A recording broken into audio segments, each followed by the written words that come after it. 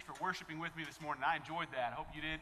I know certainly God is pleased when his people lift him up and praise him for his marvelous grace, which we did this morning. It's good to see you. Happy New Year to each one of you. Hope you have a great year this year. I really do. Hope God does some phenomenal things in your life, in your marriage, in your family, in your home, in your community, and certainly in our church. And we know that God is capable and God is willing to do, and he has a plan. He knows what 2017 looks like. It may just be that in this year, 2017, we see the Lord. It may just be. Are you ready? Are you ready for Jesus to return in 2017? I hope that you are. And I hope this morning, if you are not ready, if you are hesitant about the fact that you might see the Lord this year, that today you'll begin to prepare for that reality. Because it may just be this year. And we'll get to sing to him our great thankfulness for that grace live and in person. Wouldn't that be awesome? That'd be great. Open your Bibles, if you would, to Matthew 25. Matthew 25, the Olivet Discourse, which certainly talks about and answers a question about the Lord's return. Whenever we flip the calendar, there's a song that my mom and various different ladies have sung in our church. They sing it as a group and different times. And the song is titled, "What If This Would Be the Year That Jesus Comes?" I love that song. I've been singing it the last 24-hour cycle. That's the song on my heart. What if this would be the year that Jesus comes? And then the next stanza, I think the next verse is, what if this would be the day that Jesus comes? And it's just the song asks questions concerning how would we live. And then the last stanza is like, what if this would be the moment that Jesus comes? The moment that we've been waiting for so long. Man, that would just be awesome if we're ready for the Lord to come back. And I trust that you are ready. And if you're not, that you'll get ready. The story is told of Martin Luther. One day he was out hoeing in his garden. And a friend came to visit Martin Luther and asked Martin Luther that question.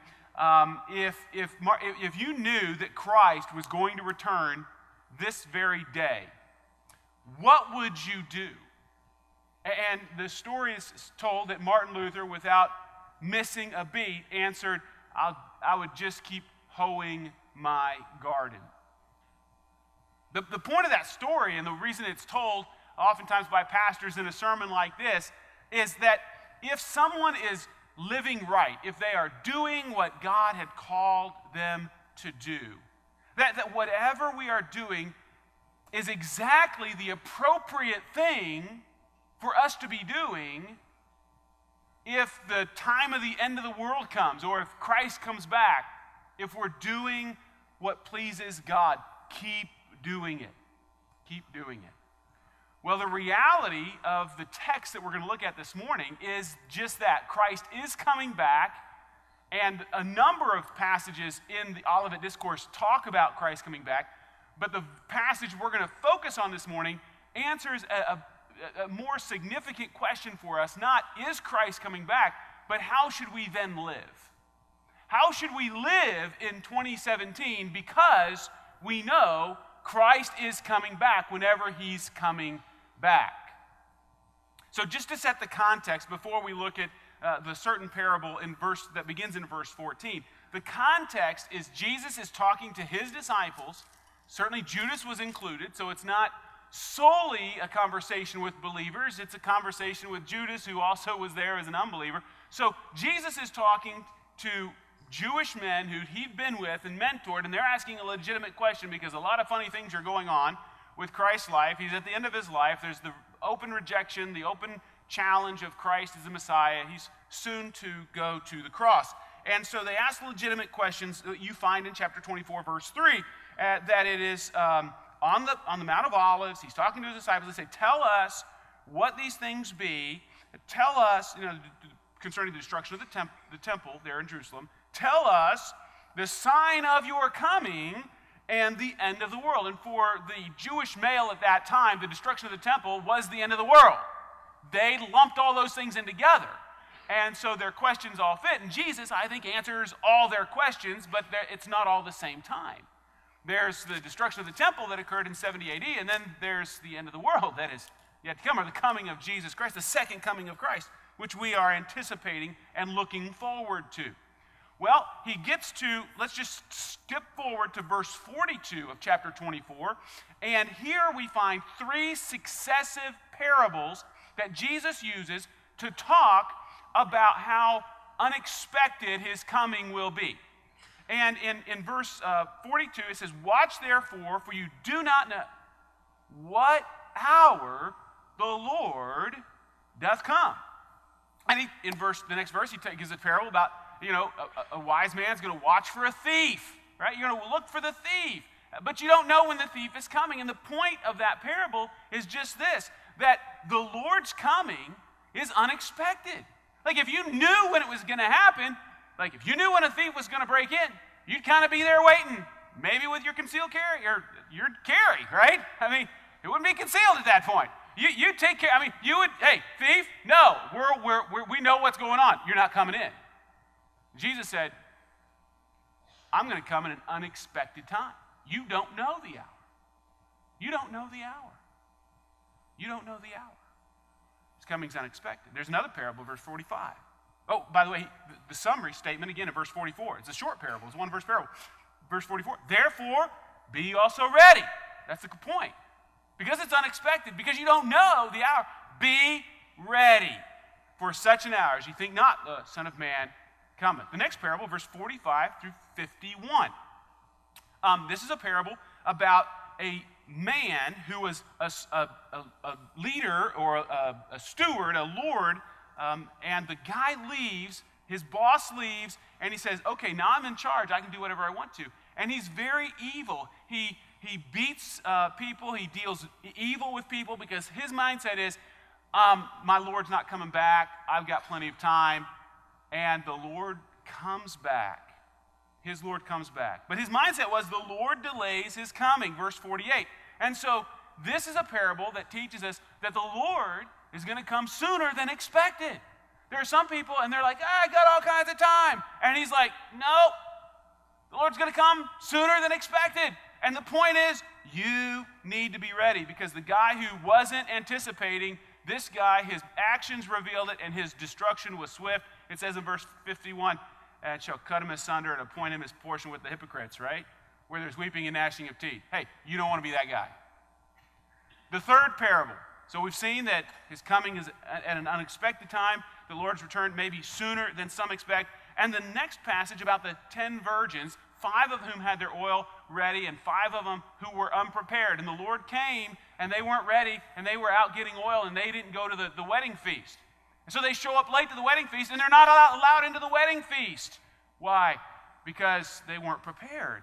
And so that parable, the third parable there, is about Christ is going to return later than some expect. Like some kind of scoff and say, well, where is he? We've been talking year after year after year after year, and they gave up being ready. They gave up being prepared. It's not worth changing my life or doing whatever. And then the Lord comes back, and then guess what? They're not allowed into the kingdom. They're not allowed into the wedding because they just never got ready. So these parables are all talking about, in a sense, the timing of the Lord's coming. The Lord's return will come at an unexpected time. The Lord may be sooner than some expect, and the Lord may be later than some expect. And the point, again, in verse 13 that gets re-emphasized, watch therefore, for you know not neither the day nor the hour where the Son of Man comes. That's the point he's been making at this point. You don't know, so you need to be ready. You need to watch. You need to anticipate. But what we're going to focus on is this next parable. That's the context. He gives another parable. So if the end comes at any time, and we're not here this morning trying to predict it or set a date or anything like that, what are we to do? What does watching look like? What does being prepared look like? How should we then live in light of the fact that the Lord is going to come at a time we do not know? Well, that's what the next parable helps us understand. So focus as we read from verse 14 down through verse 30. For the kingdom of heaven is as a man traveling into a far country, who called his own servants and delivered unto them his goods. And unto one he gave 5 talents, to another 2, and to another 1. To every man according as his several ability. And straightway took his journey. Then he that had received the 5 talents went and traded the same and made them other 5 talents. And likewise, he that had received 2, he also gained other 2. But he that had received 1 went and digged in the earth and hid his Lord's money. Now after a long time, the Lord of those servants cometh and reckoneth with him.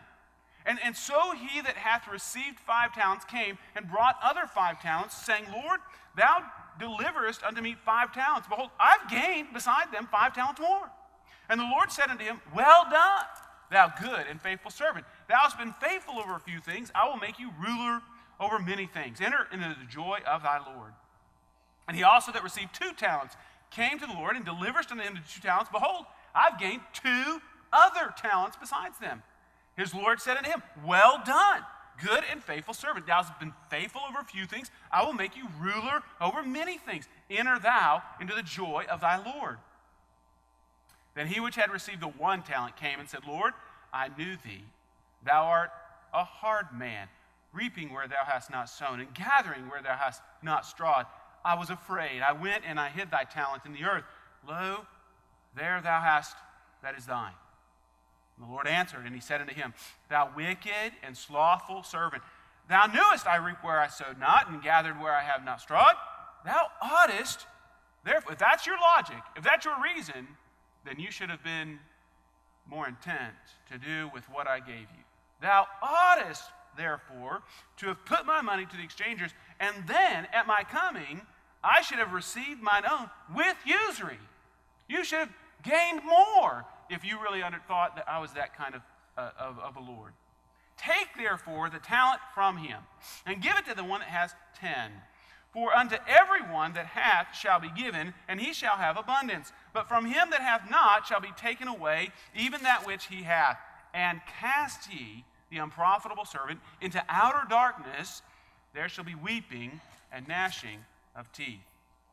Well, by God's grace this morning, let's take 3 looks at this text this morning. The first look, let's look at what the text says. All right, let's just look at what the text says. Well, in the parable, the timing of the absentee master is not the issue, like it was in the previous 3 parables, which was all about timing. Right? Rather, the issue at this parable that Jesus is communicating to his disciples is the issue of being faithful as a steward of what has been distributed. The faithfulness of the servant. Different servants were given different number of talents, each according to his ability. Bible scholar Dwight Pentecost says that the emphasis here on this parable is on a person's individual responsibility. What you do with what God has given you is the emphasis of this passage. So the first 2 in the parable, they go out with their different amounts of talent or money, because the word talent here is the idea of money in the passage and in that culture. They take their money in light of their various abilities and different quantities that they have to work with, and they do well with it. So that when the master returns and calls his servants to him, they're able to say, hey, here's what you gave us, but here's more that we have done with it. We have done very well with what you have put in our stead. The result was the master said, these guys have been faithful. These guys have done well. Well done. Good job. You've done the right thing. You've taken the right action knowing I was going to come. You've handled it well. You've been faithful with few things. I'll put you in charge of many more things. Come and share in the happiness. Come on in. Let's delight in this. Let's have joy together. Now, I always like to note when I'm explaining this parable that the guy with 5 talents and the guy with 2 talents, who both proved themselves faithful and profitable in their efforts, they both received the same reward. It wasn't like the guy who had more talents got a bigger reward. They both got the same commendation. They both got to experience the joy of the Lord. And so I think that's just refreshing and helpful as we look around. There may be some people here, and they're like a 10 in all their ability and talent, and you might consider yourself a 5 or a 2, right? But here's the point. You just be faithful with what you've got. You just use what you've been given for the Lord, And don't worry that somebody else may have a ton more talent or a ton more ability or a ton more whatever that you might think is important that God has given to them. The point is, you can please God with what he has given you. I want to encourage you with that this morning. So we see the first two guys. Well, then the third guy, on the other hand, is a contrast. He's different. He wasn't faithful. Wasn't able to produce anything of much benefit at all to the master. What he did is he took his talent and he buried it in the ground. Now, in ancient days, that was not a bad thing to do. It wasn't like it was awful. He buried it. That was actually preserving it. That was like putting it in the bank. But the ground doesn't give any interest. That's the point. So they would bury things so that it couldn't be stolen and it wouldn't be lost and he wouldn't spend it. So it wasn't altogether the worst thing to do, but he just didn't take into account the expectation of his master. So the master comes home, and the result is tragic. He had an opportunity to multiply his master's goods, but he didn't. He was, as it says in the passage, unfaithful. The master said, "You're wicked, you're lazy as a servant. You take the talent from the guy and give it to the one who has 10, and then throw this guy out. No joy, no happiness, just the opposite result, weeping and gnashing of teeth." That's a good parable. The unfruitful servant not only failed to receive a reward, but the unfaithful servant was completely excluded from the household. Taken as a whole, these parables teach us that we are to prepare for his coming kingdom. That's what Jesus is telling us. And one of the ways we do that is by wisely using what he has entrusted to us. We prepare for Christ's coming kingdom by being faithful. Now let's take a second look at the text. This look will be a look at how the text applies to our life. Okay? How does this passage apply to our life? Well, the English word talent actually comes from a Greek word that just is simply a unit of currency. It was a unit of currency. In fact, in the first century Roman world, a talent was equivalent to 20 years of income at minimum wage. That's what was entrusted to these guys. It's interesting. I mean, that would be a huge sum if somebody gave you like 100 years worth of minimum wage employment all at one time and said, "I'm going away." And your boss put that in your charge.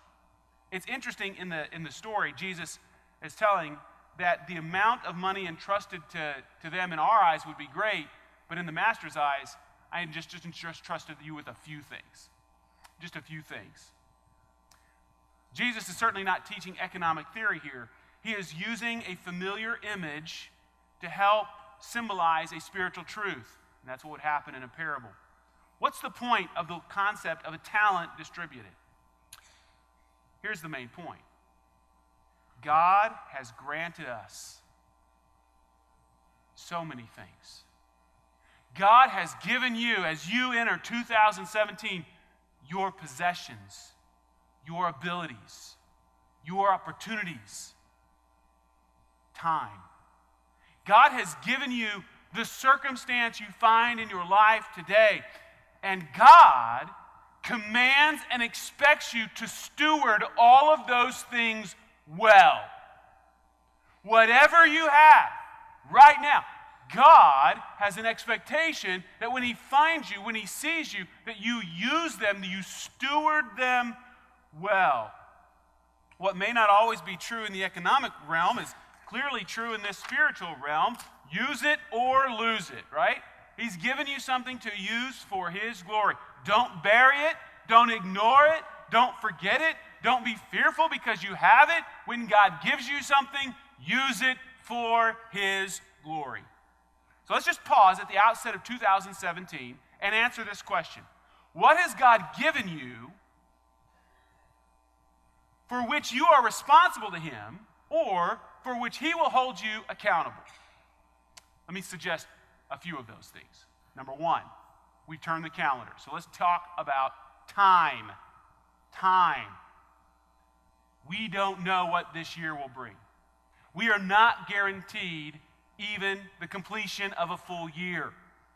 I'm somewhat amazed currently by the response that media and our society takes to celebrity death, right? We're hearing all about these celebrities that died this year, and oh my.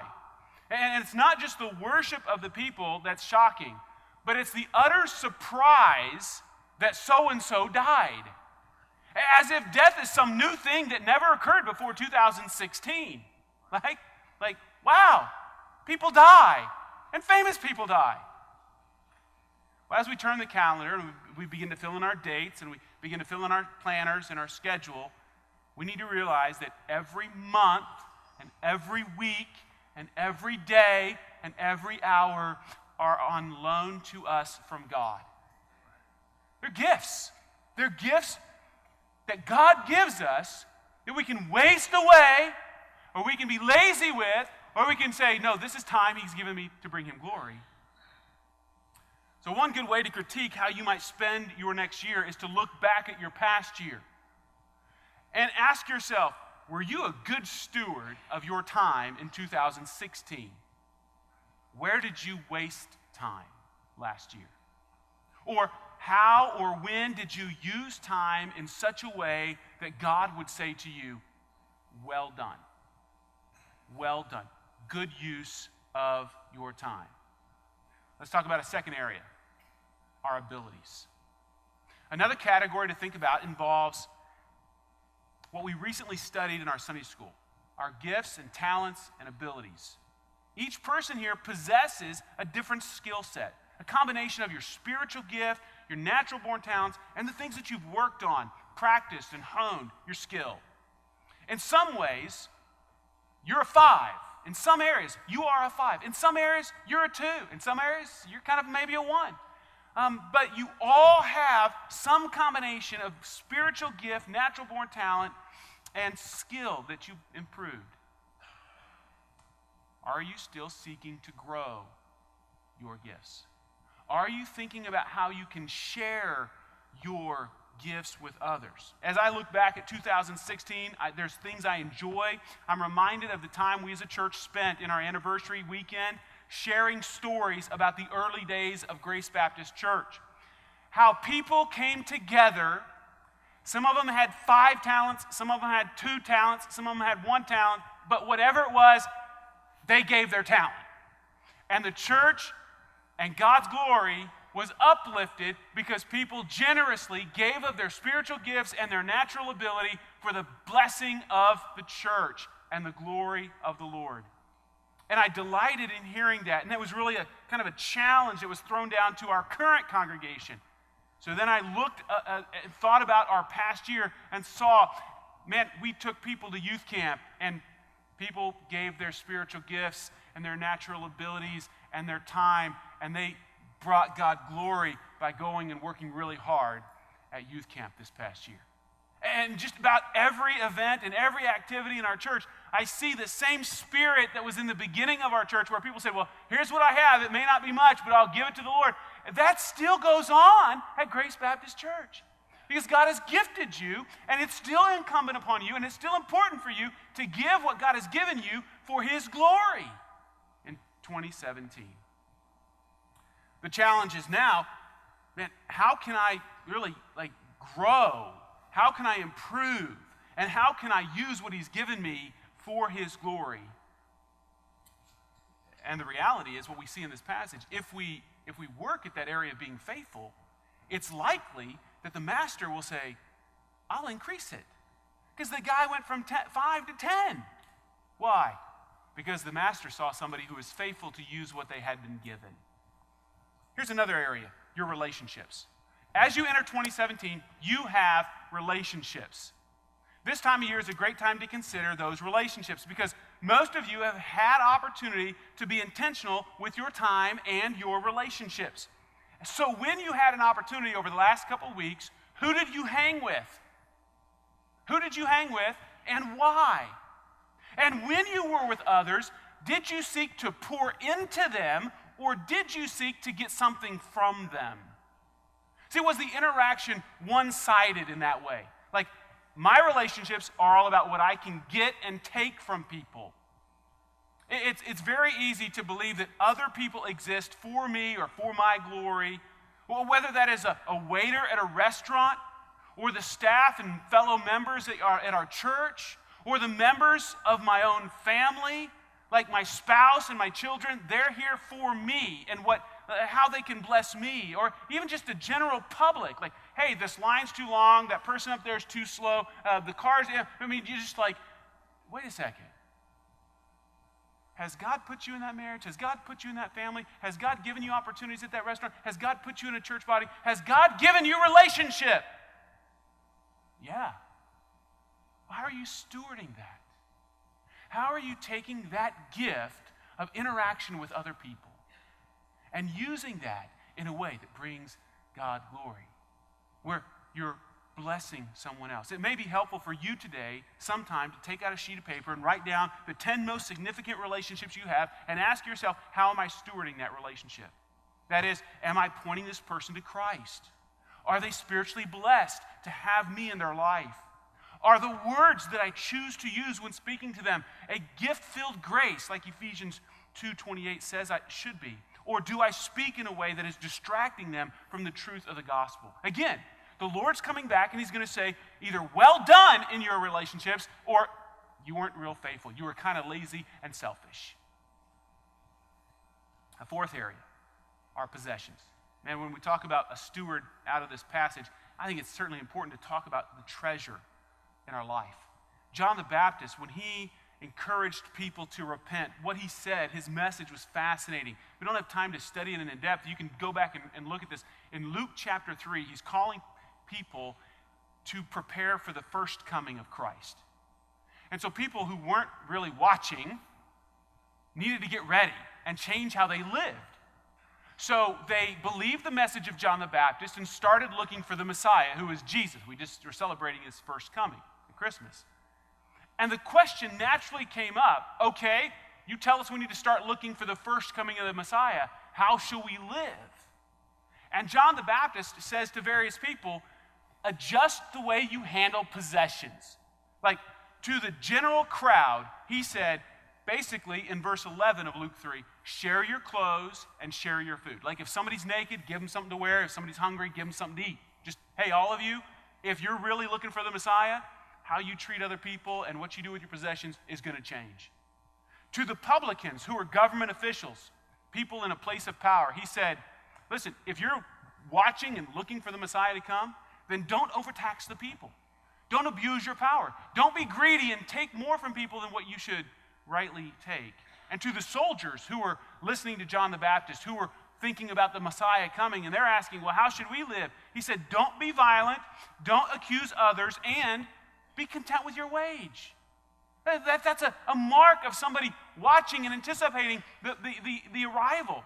Right? All of these things dealt with money or possessions and our view toward possessions. Zacchaeus in Luke 19, when he got right with God, he said, I've given half my possessions. I've given half my possessions away. And if I'd owed anybody, I paid them back 4 times the amount. And Jesus' declaration to what Zacchaeus said was, today, salvation came to this house. You say, wait a second.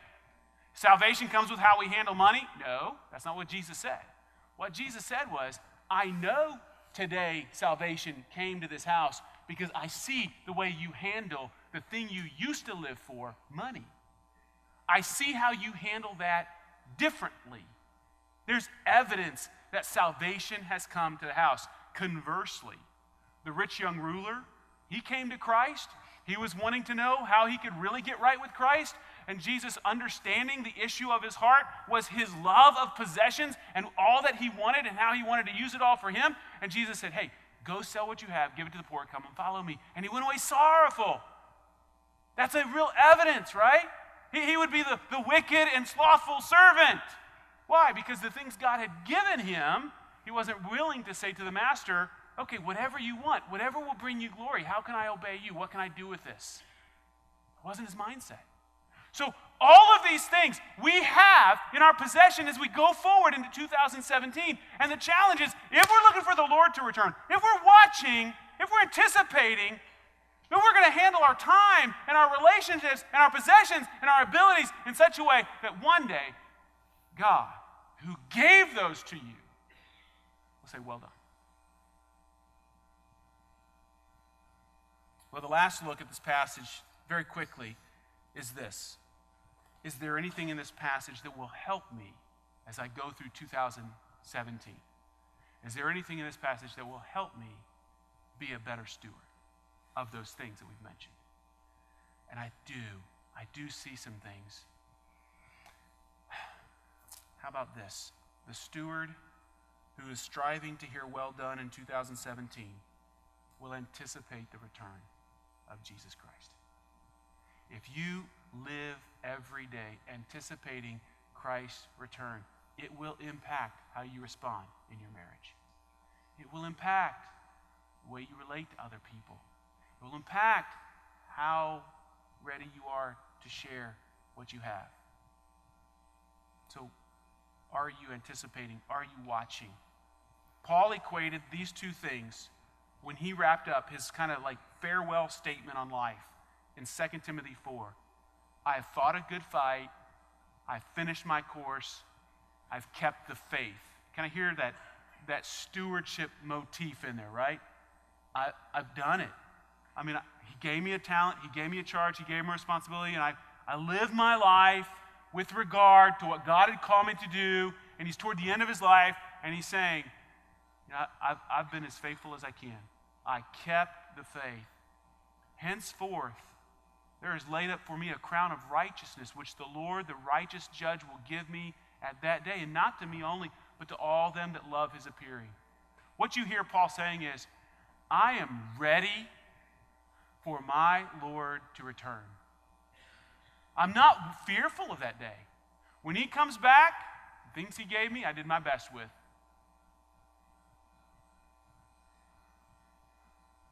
Anticipate the Lord's return. Secondly, anticipate the judgment that comes at that moment. Revelation 22:12 says, Behold, I come quickly, and my reward is with me to give every man according as his work shall be. All of us are going to be judged by the Lord. Everyone here is going to be judged by the Lord. The dead, small and great, Revelation 20 says. Now those who have accepted his Son will be judged at the judgment seat of Christ based on what they've done with the things he's given them, just like we're looking at here. Those who have rejected his Son will be judged at the great white throne judgment. And they'll be judged on the fact that they've just rejected the offer of grace provided by Jesus Christ. And they'll be cast into eternal hell. But the point is, live life in light of the King's coming. And when he comes, there will be judgment. And then lastly, there's reward. There's help for us in this passage because we see the steward who is faithful, who is rewarded. The God who created you, who gave you your talent, who gave you your time, your relationships, your possessions, will look at you as you strove to be faithful in 2017 and communicates to you, well done, faithful servant. A divine commendation. Friends, that's reward enough. That God would say, well done. And he gave it to you. He gave the ability to do it. He put it within your heart to live for him. But he's commending you. And then he's increasing your eternal inheritance. Hey, you live life with this amount. You're going to go into heaven, and here's all. Here's all you receive. Heaven's going to be wonderful for everybody who's in it. Don't get me wrong. But I think in eternity, there's going to be some with more reward than others. There's going to be some with more reward than others. It's a personal inheritance. He comes to give to each one individually who followed him their reward. I want to encourage you. Live 2017 and do what Jesus said. Lay up treasure in heaven. Lay up treasure in heaven. have that motivation.